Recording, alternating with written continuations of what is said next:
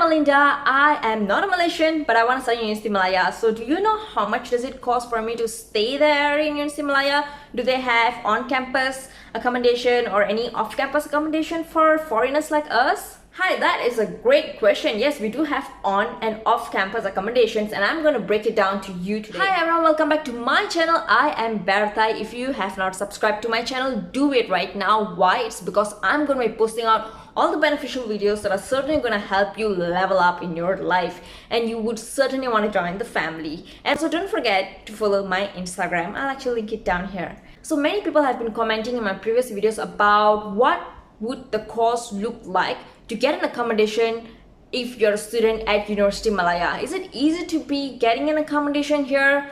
I'm gonna be answering all this to you right now, so do watch until the end just so you know the whole process and what you're putting yourself into. Before we proceed, just want to let you know that Universiti Malaya is the best university in Malaysia and is the top 3 in Southeast Asia. So we have students from all around the world because I am pursuing my postgraduate studies in the Department of Civil Engineering, and even my peers, or I would say my colleagues, are people from all around the world. We have people from Bangladesh, Nigeria, China, India, and so on. People just love coming to UM, and now I'm going to break it down what the cost of staying at a place in UM looks like. So first of all, I would like to tell you that today I'm shooting this video on 24th of April 2025, in which $1 is equivalent to 4 ringgit 38 cents. So I'm just putting out US dollar, however you can make conversion for your country currency. And in Malaysia we use Ringgit Malaysia, RM. So you can make your very own conversion. And now for your information, we do have 2 different types of accommodations in Universiti Malaya. So we have on-campus accommodation and also off-campus accommodation. So on-campus accommodation, we have 13 residential colleges. Alright, and college number 10 is specifically for the female, while college number 11 is specifically for the male.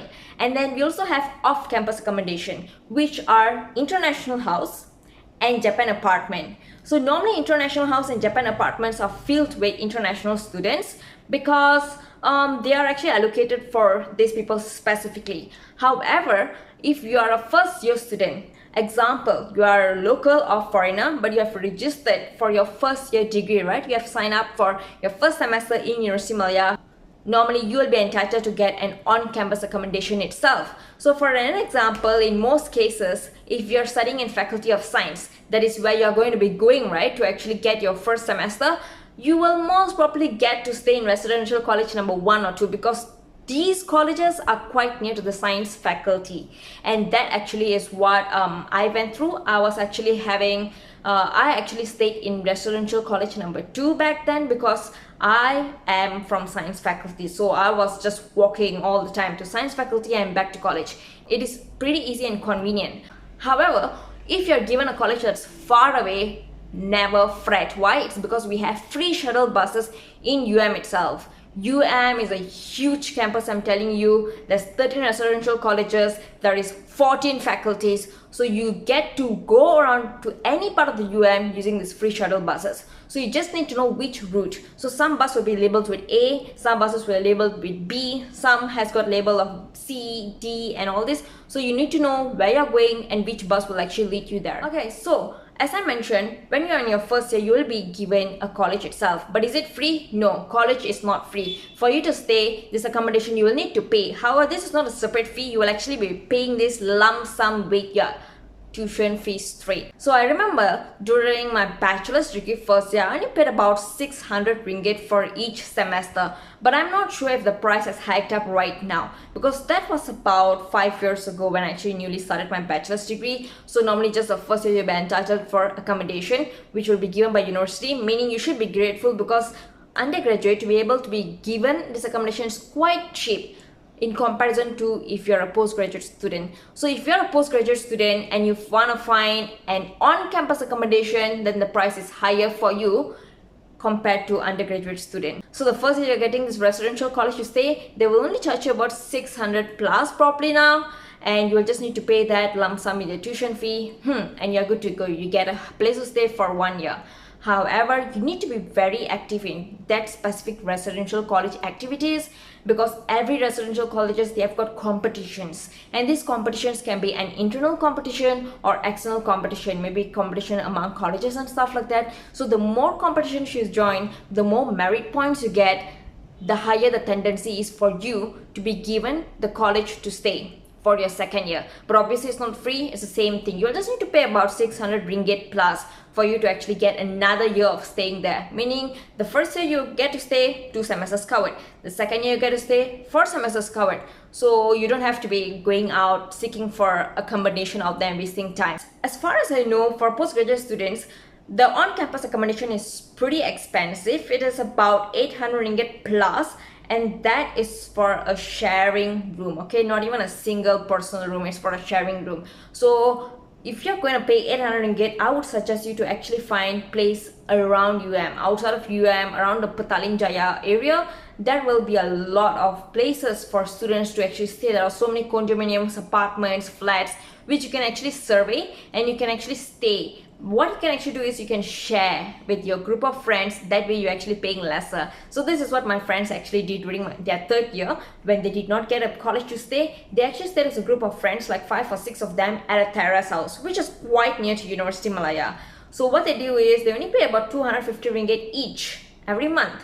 They collect, there's a lead in the house, she will actually pay the deposit or monthly payment to the boss and stuff like that. So that is how easy it works. So if you don't get a campus within UM, not to worry, because there are so many places around UM which is walking distance. So if you want to know the specific breakdown of the price of every type of room, sharing, non-sharing room and all that, I'm going to actually link down, right, the UM website, where you can just go to the accommodation site and actually find out for yourself. Why? It's because the price may change or may vary from year to year as the website is updated. So it's better for you to actually keep updated with the year you want to enroll in UM, instead of me telling it now and probably having a different price that you actually find out later on, right? Now let's talk about the off-campus accommodation. So off-campus accommodation, as I mentioned, there's international house and there is also Japan apartment. So these are the places where normally foreigners, or I would say international students, stay here, and they are mostly comprised of postgraduate students level, right?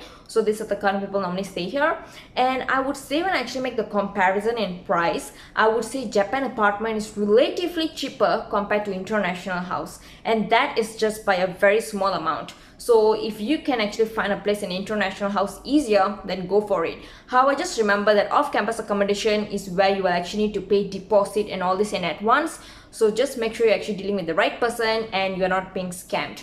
However, you do not have to fret, because if you go even into the UM offices, they will actually guide you from A to the final stage. So you don't have to be worried, because you are in the right hands.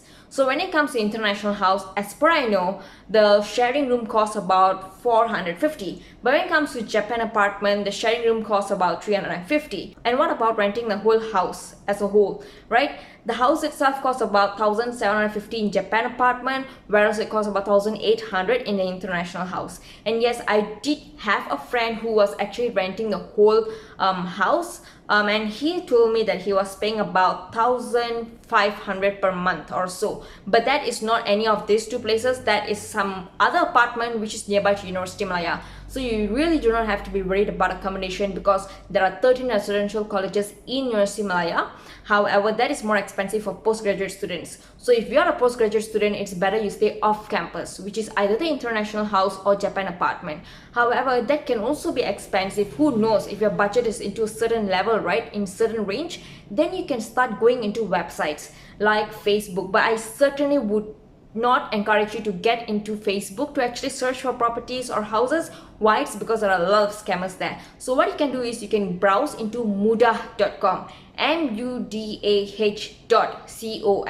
or else you can also go into any Airbnb websites, and you can just find the properties or also the places to rent around Universiti Malaya. So when you filter into such things, then there will be a list coming up and you will have a variety of options to choose from. So there will be condominium, there will be terrace houses in the list, there will be some double story prices, there will be only single room price and so on. However, remember, for a single room, the price range around Petaling Jaya, or I would say around UM, is relatively higher compared to any other parts. Make sure you are dealing with the right person through the website, because scammers are all around, guys, so just be very careful.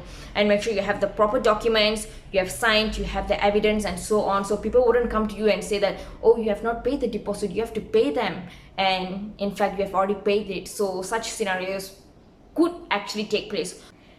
And as mentioned, every type of room in Universiti Malaya, which is on-campus accommodation, right, residential college number 1 until 13, I will actually link it down in my description box. You can just click that, go to the accommodation website of UM, and then you can actually find the actual document that will actually list down the type of room and how much it costs on a daily basis. From there, you know the total that you're actually going to pay every month.